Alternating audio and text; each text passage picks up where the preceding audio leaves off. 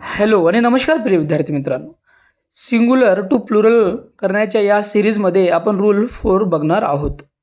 Rule 4 काय म्हणतोय, नियम 4 काय म्हणतोय बघा. नियम 4 हे ओ साठी आहे. ओ म्हणजेच एखाद्या नाऊनचा शेवट ओ ने होत असेल आणि ओच्या आधी जर कॉन्सोनंट असेल तर त्याला आपण एस लावून प्लुरल करतो. एक्झाम्पल्स आपल्याकडे आहेत.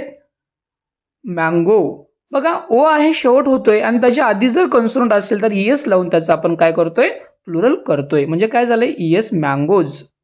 नेक्स्ट शब्द आहे आपल्याकडे पोटॅटो. शेवट कशाने होतोय, ओ आणि ओच्या आधी काय कॉन्सोनंट आहे म्हणजे त्याचं आपण एस लावून काय करतोय, प्लुरल करतोय. ओके.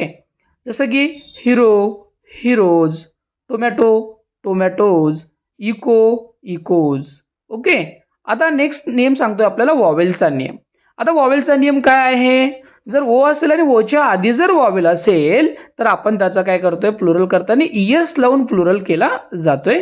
एक्झाम्पल बांबू.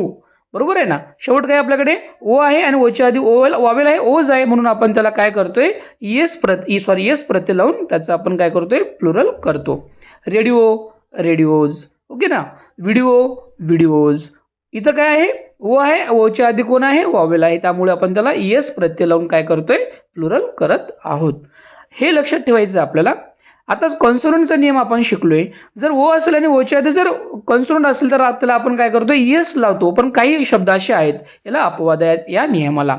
पियानो एन आहे, शेवटी ओ आहे आणि त्याच्या आधी जर काय आहे, यस, त्या ठिकाणी कॉन्सोनंट आहे तरच आपण एस लावून त्याचं काय करतोय, प्लुरल करतोय. असे काही शब्द आहेत, ते थोडं लक्षात ठेवावं लागणार आहे आपल्याला.